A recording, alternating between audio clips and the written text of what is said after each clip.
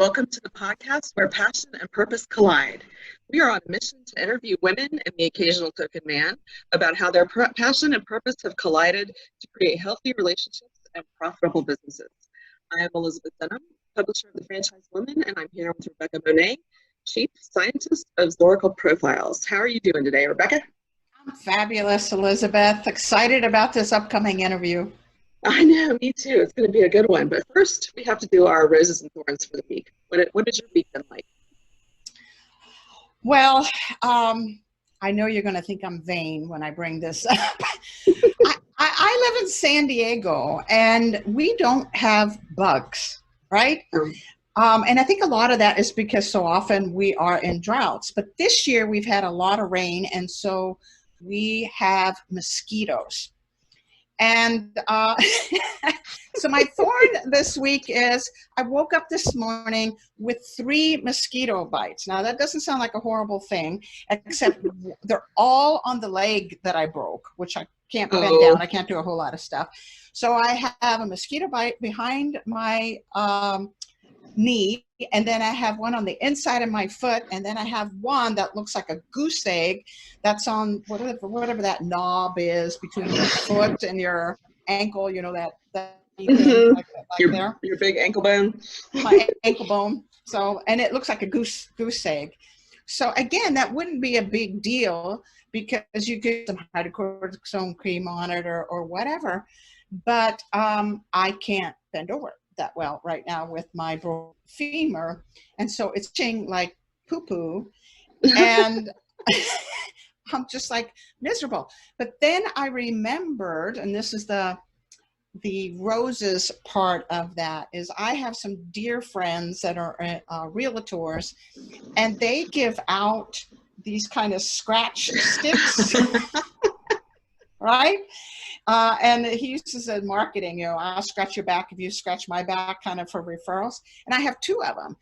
And so I was able to reach the mosquito bites using this kind of thing. So it just made me so appreciative that even in the little things, how important friendships are, right? That friends to give you back scratchers. Yeah, friends that give you back scratchers, and think about those things, you know, places you can't reach if you didn't have some friend that offered you something like that. So the thorn, mosquito bites, I don't like them. That's why I live in San Diego. And the rose, of course, is I am so blessed with some of the most incredible friends. So amazing. You too.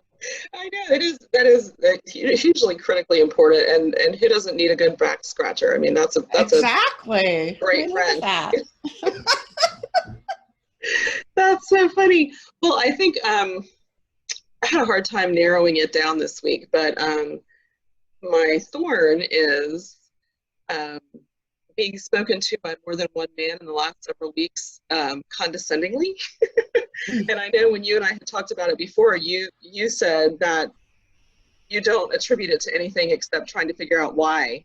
Is somebody stressed out? Are they tired? Are they whatever? And my thought, I'm just like, oh, they're a misogynist. That's why they do it. They talk down to women.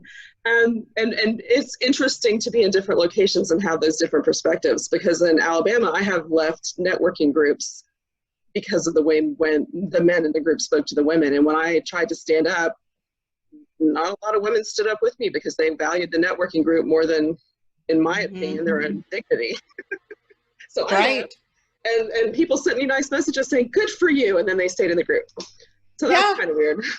The rose is that my son, and this is not because he's not here, my 17-year-old is on a trip with my brother and his daughter, and they're meeting my sister and her husband and their 2 kids. And they are going to Tennessee to a lake. And he was so excited, he could hardly stand himself. I got a countdown every day to half day for weeks.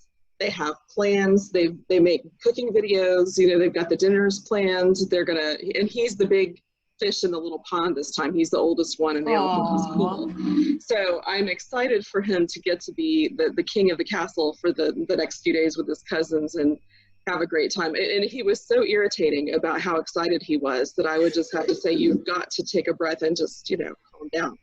But he said he did sleep. He worked until 10 o'clock last night. He said, I'm so glad I got to work late because then all I have to do is go to sleep and get up.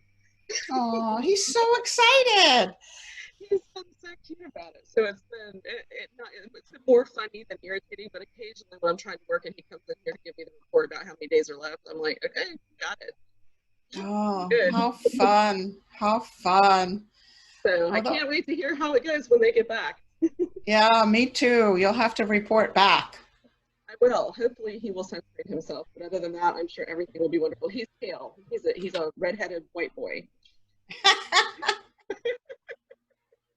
I love it. That, we are ready for our first commercial break. And when we come back, we will have our exciting guest. We can't wait to talk to her.